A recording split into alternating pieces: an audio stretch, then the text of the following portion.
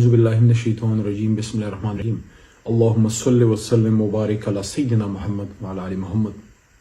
ایک ہو مسلم حرم کی پاسبانی کے لیے نیل کے ساحل سے لے کر تاب خاک کاشغر۔ تمام امت مسلمہ کی مثال ایک بدن کی طرح ہے، اور بدن کے ایک حصے کو جب تکلیف پہنچتی ہے تو پورے بدن کو تکلیف پہنچتی ہے۔ اور یہ حدیث شریف ہے صحیح بخاری کی، حضور نبی کریم صلی اللہ علیہ وآلہ وسلم خاتم النبیین کی۔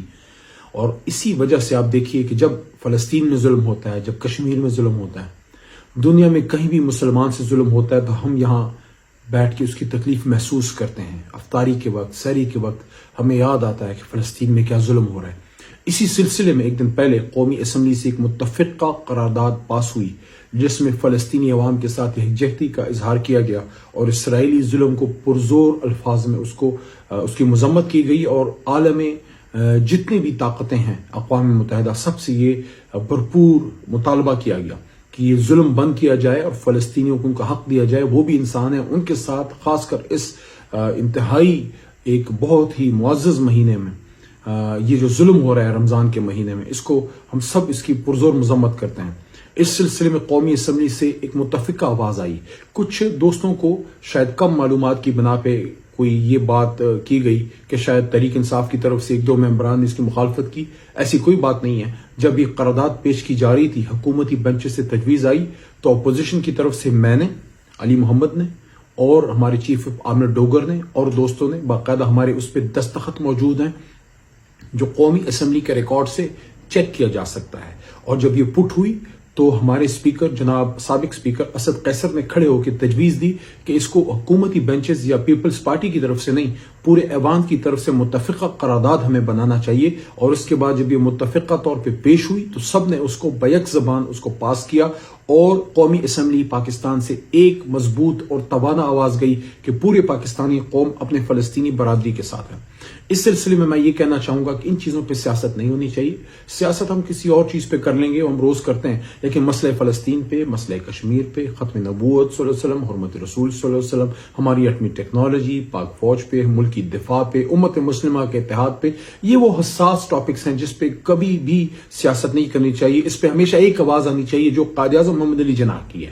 قائد اعظم محمد علی جناح کا ویژن ہی تھا کہ اسرائیل یورپ کی ناجائز اولاد ہے اور کبھی بھی پاکستان اسرائیل کو تسلیم نہیں کرے گا۔ اور یہی بات عمران خان صاحب نے بطور وزیر اعظم کی جب انہوں نے کہا کہ ہم فلسطینیوں کے ساتھ کھڑے ہیں، اسرائیل کو کبھی تسلیم نہیں کریں گے، اور جناح کے ویژن کے ساتھ کھڑے ہیں۔ اور یہ بات علی محمد میں نے بطور پارلیمانی وزیر ایک بار نہیں، دو بار نہیں، متعدد بار قومی اسمبلی اور سینٹ کے فلور پہ بطور وزیر حکومت پاکستان کی اور عمران خان کی نمائندگی ہماری حکومت کی کا موقف پیش کرتے ہوئے میں نے بار بار یہ بات کی کہ اسرائیل یورپ کی ناجائز اولاد ہے۔ قائد اعظم محمد علی جناح کا جو ویژن ہے وہ تحریک انصاف کا، حکومت پاکستان کا ویژن ہے، اور ہم نے اس پہ مضبوط سٹینڈ لیا۔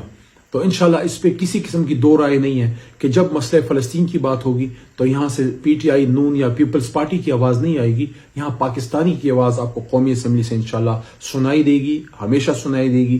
جب تک ہم زندہ ہیں انشاءاللہ کبھی بھی ہم فلسطین کے کاز پہ، حرمت رسول صلی اللہ علیہ وسلم پہ، ان چیزوں پہ کبھی بھی ہم انشاءاللہ مسئلہ کشمیر پہ کبھی کمپرومائز نہیں کریں گے۔ اس سلسلے میں کسی قسم کی افواہ سازی سے اپنے آپ کو دور رکھیے۔ تحریک انصاف مضبوط کھڑی ہے، مسئلہ فلسطین پہ فلسطینیوں کے ساتھ کھڑی ہے۔ اور کچھ عرصے پہلے جب یہ ظلم ہوا، میں جیل سے نکلا تھا، یہ 4 مہینے پہلے کی بات ہے، باقاعدہ فلسطینی سفارت خانے میں نے ذاتی طور پہ جا کے وہاں تحریک انصاف عمران خان صاحب کی نمائندگی کی، اور وہاں پہ میں نے موقف پیش کیا جو پاکستانیوں کا، مسلمانوں کا موقف ہے، اور وہاں پہ اور بھی جماعتوں کی نمائندگی تھی۔ تو ہم ہمیشہ فلسطینی کاز پہ فلسطینیوں کے ساتھ کھڑے رہے ہیں، کسی قسم کی شک و شبے میں پڑنے کی کوئی ضرورت نہیں ہے۔ پاکستان زندہ باد، فلسطینی عوام، مسئلہ فلسطین میں فلسطینی شہادتیں، ان کا کاز، امت مسلمہ پائندہ باد۔